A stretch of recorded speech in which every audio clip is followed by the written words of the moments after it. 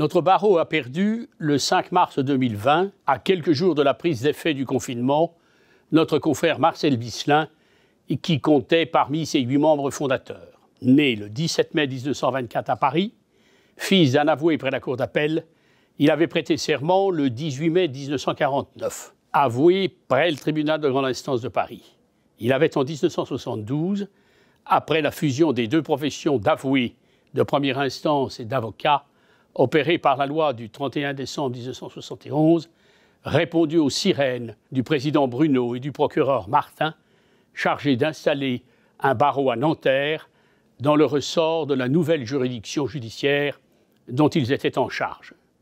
Il s'y était inscrit le 19 septembre 1972. Grand, élégant, amical, autant qu'excellent procédurier, il a contribué fondamentalement à organiser notre nouveau barreau avec ses institutions propres et à asseoir sa crédibilité en face des appétits territoriaux de notre grand frère parisien encerclé par le périphérique. Le tout jeune bâtonnier que j'ai été en 1980-1982 savait pouvoir trouver en lui l'appui d'un père, la compétence d'un maître en procédure, la chaleur d'un ami. Bien qu'il ait cessé d'exercer en 1999, nous lui devions assurément, au nom du barreau, des remerciements, un salut confraternel et un souvenir chaleureux.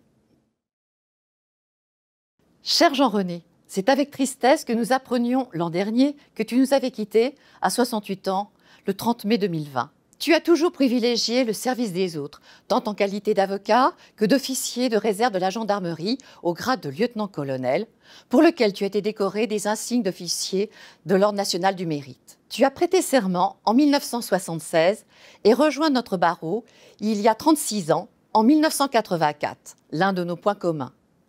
Tu laisses l'image d'un confrère d'une grande gentillesse, discret, mais ouvert à la discussion une fois la glace brisée. Pour celles et ceux qui te connaissaient, tu étais en effet toujours prêt à échanger avec élégance sur tous les sujets de la profession, dont tu incarnais parfaitement les valeurs. Confraternité, solidarité, intégrité, loyauté et rigueur. Tu aimais passionnément l'avocature, au point d'avoir bien du mal à faire valoir tes droits à la retraite. C'est bien là le seul dossier pour lequel tu ne t'es pas empressé de faire diligence, contrairement à ta réputation de bourreau de travail. Malheureusement, le destin ne t'en a pas laissé le temps. Nous garderons longtemps ton souvenir au palais, troquant ta tenue moto pour la robe d'avocat. Cher Jean-René, pour toutes celles et ceux qui t'ont côtoyé comme moi pendant toutes ces années, tu as été et resteras à jamais, selon l'expression consacrée, une belle personne, un modèle d'avocat.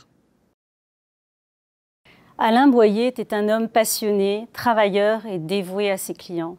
Ancien conseiller juridique, il fut un avocat comme on n'en fait plus. Il exerçait son métier principalement dans les baux commerciaux, avec droiture et dans le strict respect des règles déontologiques. Nous pouvions passer des heures à parler de politique, de l'avenir de notre profession ou encore de sa chère Provence qu'il évoquait avec tant d'émotion que ses mots suffisaient à nous faire voyager.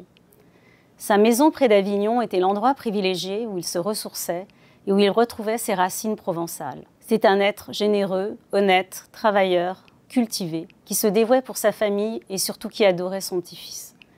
Professionnellement, il ne comptait pas ses heures et mettait un point d'honneur à régler les affaires qui lui étaient confiées. C'était une belle personne. Sa présence et son courage resteront à jamais dans ma mémoire. Ce que je retiendrai surtout de lui, c'est qu'il était un modèle d'humanisme. Cathy Lassègue est née à Mulhouse le 9 juillet 1952. Elle a poursuivi toutes ses études primaires, secondaires à Neuilly et s'est inscrite à la faculté de droit de Nanterre début 1970. Elle y a suivi ses études de droit, a obtenu sa maîtrise en droit et son CAPA. Toutefois, elle a préféré se marier, avoir un premier enfant, Émeric, né en 1980, avant de prêter serment. Elle s'est inscrite, si j'ose dire, comme assistante de son mari, avocat à Paris. Finalement, elle a franchi le cap en février 1981, a prêté serment et s'est inscrite immédiatement au barreau des Hauts-de-Seine. Elle a développé un cabinet plutôt dirigé sur la représentation devant le tribunal de commerce de Nanterre et grâce à son entre-gens, son intelligence, son organisation, elle a très vite développé son cabinet pour le diriger également sur le tribunal de commerce de Paris, de Créteil et de Bobigny. Elle a été élue membre du Conseil de l'Ordre en 2001 pour 3 ans. Elle a ensuite continué à développer son cabinet jusqu'en 2015, époque où elle a cessé son activité.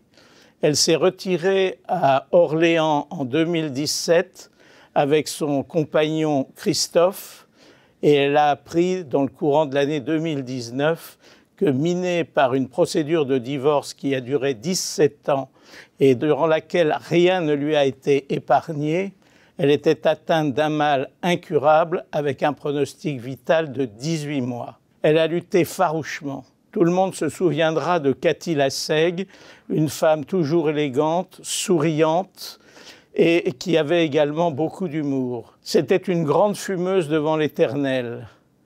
Et elle a elle-même, jusqu'au dernier moment, dirigé tout ce qu'il fallait concernant son départ. Et comme je le disais, grande fumeuse devant l'Éternel avec son fume-cigarette, elle a elle-même choisi l'urne dans laquelle reposent aujourd'hui ses cendres.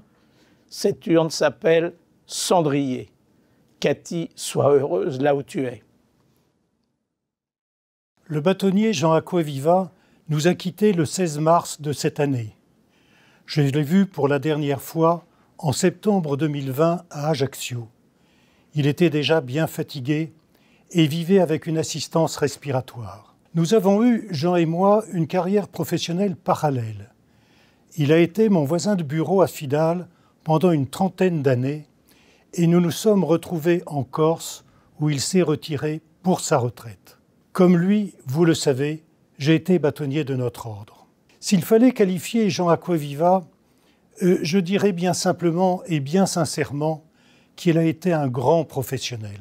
Au sein du cabinet Fidal, il s'est d'abord spécialisé en droit du travail, puis il a étendu son champ de recherche à l'économie, donnant au département qu'il a dirigé sur le plan national sa dénomination « Département économique et social ». Dans son exercice professionnel, Jean Acquaviva a toujours eu le souci de la formation des jeunes souhaitant s'investir dans ce domaine, mais aussi d'assurer une formation permanente des avocats de son département, persuadé qu'il était que c'est bien par la technique que devait s'exercer notre profession pour la plus grande satisfaction de ses acteurs et des clients de ces derniers. Il s'est aussi rapproché des universitaires avec lesquels il a entretenu des relations réciproques. Jean Acquaviva a aussi eu le souci de bien faire connaître le rôle du droit dans la structuration et le développement des entreprises au travers de conférences ouvertes à tout public intéressé. C'est toute cette expérience professionnelle que Jean Acquaviva a mise au service de notre ordre et plus généralement de notre profession pendant son mandat de bâtonnier en 1997 et 1998. Formation initiale et continue des avocats, organisation et participation à toute manifestation tendant à faire connaître la profession d'avocat, le rôle spécifique de notre ordre et bien évidemment l'importance de la pratique du droit, tels ont été les grands axes de sa mandature. Je ne peux pas terminer cette brève évocation sans me souvenir de ce bel accent corse qu'il mettait facilement au service d'un humour qu'il aimait partager avec son auditoire.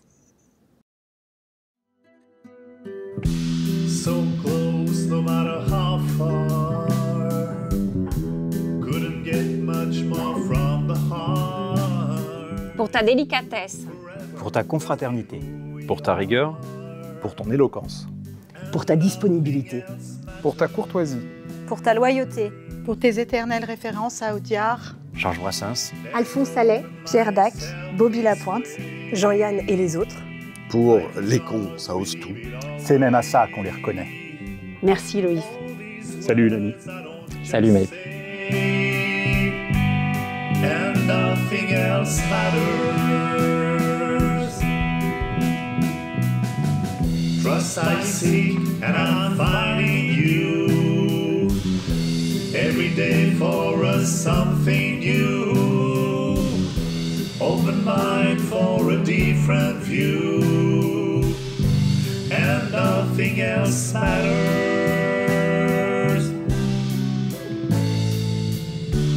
Never cared for what they do.